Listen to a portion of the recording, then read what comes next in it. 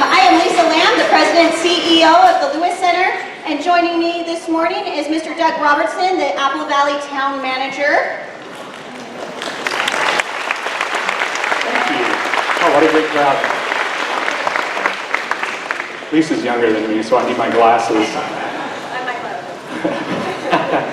We are honored to welcome the students, staff, first responders, veterans, active military, and community members to our Patriot Day Ceremony. Today marks a very significant day in our nation's history. We gathered together this morning to remember the tragic events that occurred on September 11th, 2001. We all remember it well, when nearly 3,000 American lives were lost at the hands of terrorists. On this day each year, we come together as an AAE family. And this year, we're very honored to include and gather together with our entire Apple Valley family. Together, we remember the fallen, we honor our American heroes, and we celebrate our great nation. It is important for all of us to pause and reflect on the many blessings that we have as Americans today. We know that the freedoms that we enjoy are not free. On this Patriot Day, we salute our military and first responders as they continue to serve and protect our great country. And at this time, I'd like you to rise if you are a first responder or a military member of the military, past or present. Please rise.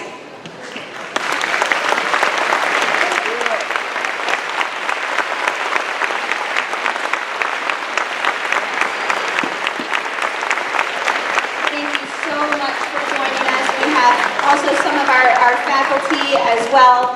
We are just very thankful that you have joined us today. And then also I mentioned prior to the ceremony beginning that every year for our AAE graduation, we share our alumni who go on to serve in the armed forces or as first responders, and that was what was playing before the ceremony, and we will then roll it again at the end of the ceremony.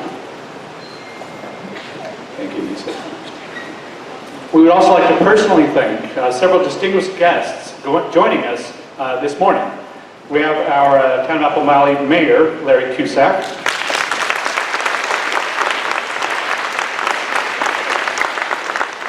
Our Mayor Pro Tem, Scott Massive. And Council Member Carrie Leon. We also have several staff in attendance. Representing Representative Paul Cook's office is Dakota Higgins. He is an AAE alumni. Also representing Jay Obernolte's office, Assemblyman, is Chris Scott, another AAE alumni. Representing Robert Lovingood this morning, Susan Drake. I don't think Susan is an AAE alumni. Apple Valley Fire Chief Lorenzo Gelati, did he make it? Is he here? He has some of his staff here, so thank you, Chief. Assistant Sheriff Lana Tomlin.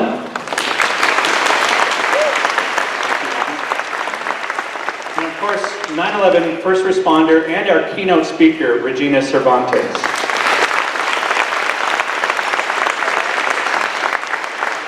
So to begin our ceremony, please turn your attention to AAE's distinguished AAE AFJ ROTC under the direction of Colonel George Armstrong as they proudly present our nation's colors.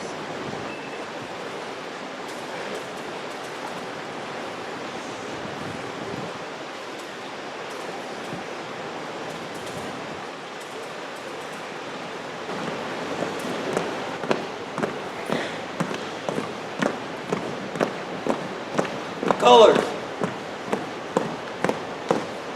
Hold. Present. Arms.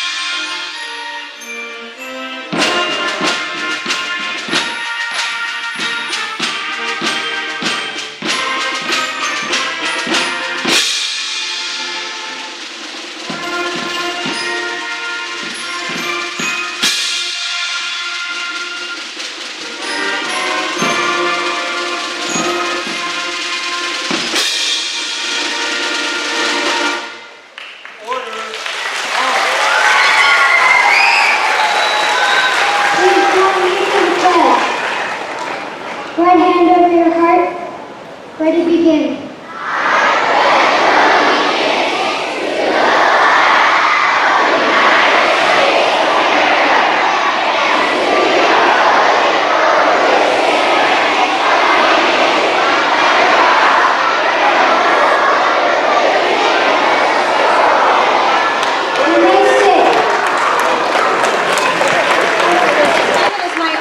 Welcome to the stage our one and own AAE principal, Mrs. Valley Andresen.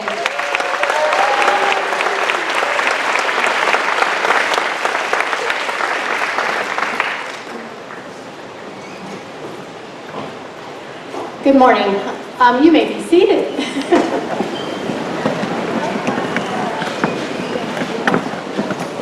I am Valley Andresen, AAE Principal, and it is my pleasure to introduce today's speaker. All of our students at AAE were born after the tragedy of September 11, 2001, and they have no memory of it. We are very fortunate today to have Reggie Cervantes sharing her story and first-hand account of 9/11 with our students and guests. Mrs. Cervantes worked as a volunteer emergency medical technician at Ground Zero during the attacks on the Twin Towers. She has spoken internationally at terrorism conferences, sharing both the victims' impact as well as responder, rescue worker impact from her response on 9/11 at Ground Zero in New York City. Mrs. Cervantes often teaches about 9/11 at local schools in Southern California and does motivational speaking, which she calls leaving positive footprints behind. She is accompanied today by one of her two children, Aiden Dennis, and by Gary Wilson and Charlie Giles, who is also a 9/11 survivor EMT. Please join me in welcoming Reggie Cervantes.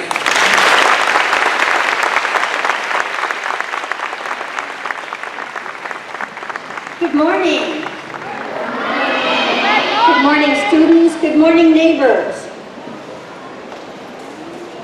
Thank you, neighbors and students, staff, responders, and ROTC for remembering and honoring those lives taken too soon 18 years ago, and those lives lost as a result of the exposure to the toxins during the rescue efforts.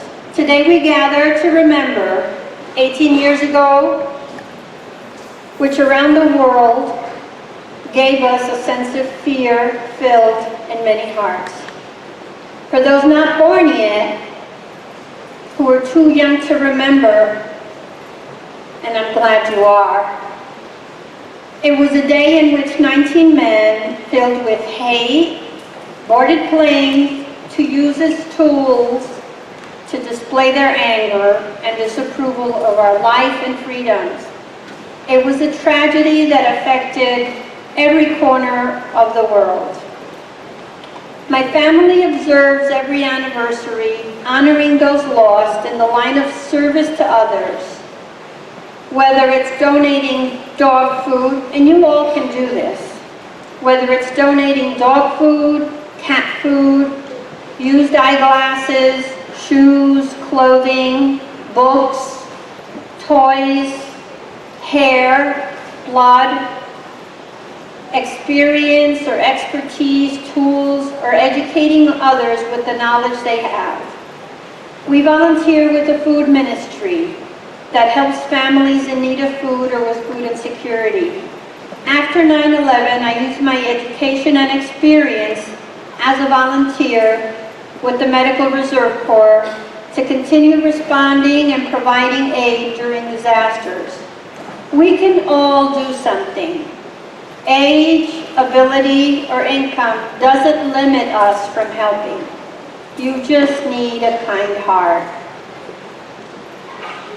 Today, to prevent what happened, we need to learn that everybody is unique. We like different food, we speak different languages, we worship different religions, and some don't worship at all. We are human. We all bleed red. The difference that separates us from those angry men, those terrorists, is hate, judgment, and the desire to inflict pain. None of us have that.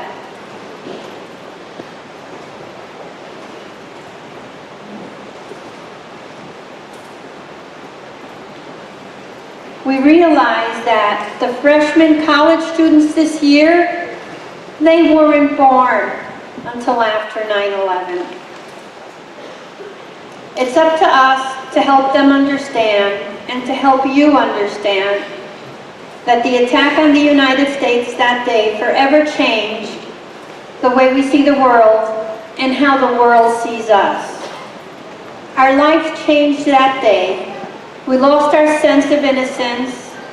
It changed our sense of service. It changed the way we use certain phrases, and it changed our freedoms. You've all heard the term, if you see something, say something. Many everyday citizens turned into heroes that day. 11 family members survived the attacks on 9/11. One of them died with the fire department during the rescue efforts. But you can all do something to honor them by doing little random acts of kindness, understanding people who were different than us. It's okay that they're different because we're probably different to them. So today, I want to ask all the rescue workers to please stand. Responders, please stand. ROTC, please stand. Members of the service, military members of the service, whether active or retired, and your spouses if they're here, please stand up. Let's thank them for their service.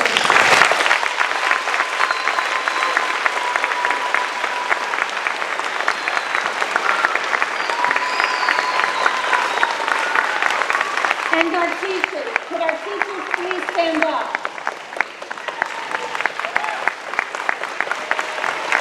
Thank you.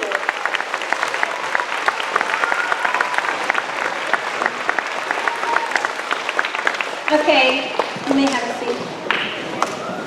For all you young students, during any type of drill or emergency, who do you listen to? Your teachers, right? Please continue to do so. So when there's an emergency, you need to be silent and you need to follow their instructions. Many teachers help evacuate many of the schools down in the ground zero area by the World Trade Center. And they kept many, many, many students very, very safe.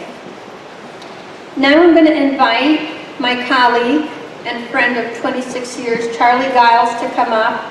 And we're going to present a symbolic flag to the school first. And we're going to show you the flag. It's already on the flagpole. And then we're going to invite the mayor, Larry Kuzak, to come up and accept this flag to be flown in the town of Apple Valley.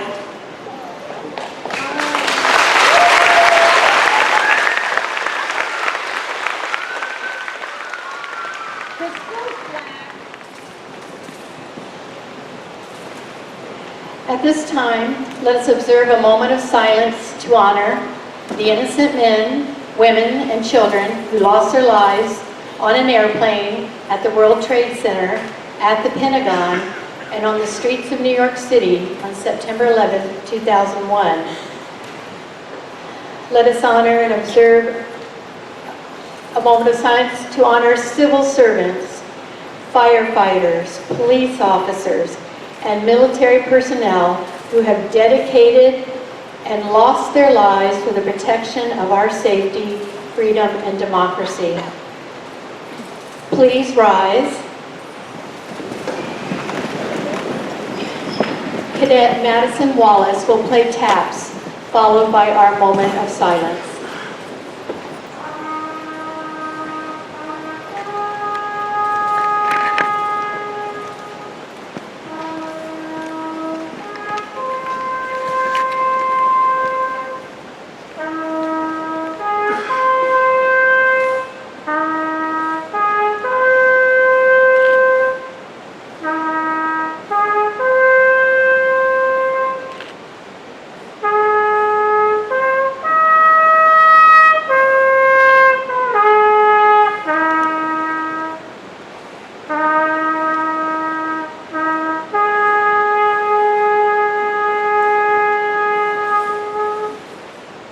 I've lived many places in the nation. I was born and raised in Maryland, lived in Utah, I went to college in Idaho, and different places in California, and I can't think of a place I'd rather live right now than Apple Valley. And we would like to introduce our Town of Apple Valley Mayor, Larry Cusack.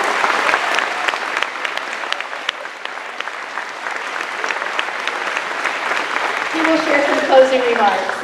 Good morning, everyone. I'm Larry Cusack. As mayor of the town of Apple Valley, I want to thank everyone at AAE, students, teachers, staff, Mrs. Lamb, Mrs. Andreasen, and Mr. Cave, who's here somewhere taking pictures, for allowing the opportunity to partner with us this year and for sharing your time and a place with special guests and members of the community for this special morning. I do not believe there are any students that were here or were born on September 11, 2001.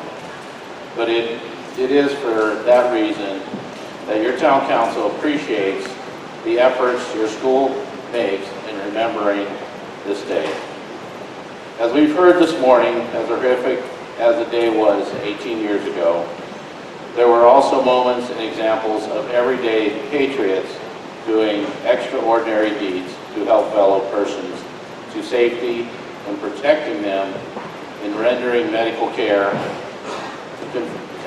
comforting one another, mourning with one another, and ultimately rebuilding with one another. 9/11 has come to mean that we are at our best when we are united. When we look out at one another, when you invite that one person to your lunch table, you stand up for the bullied, when you tutor your fellow student, when you volunteer at our community cleanup day, which is September 21st, by the way. Our town would love your help. When we serve as teachers or peace officers, when we serve our country, or when we simply help our neighbor next door. 18 years ago, evil people tried to destroy us, but our flag was still there. Because we came together as one people, our nation, and as one community. On behalf of your council at the town of Apple Valley, it is my honor to be with the people of the school of this community, reflecting on the great responsibility we bear as Americans, that we all can be everyday patriots. Thank you very much.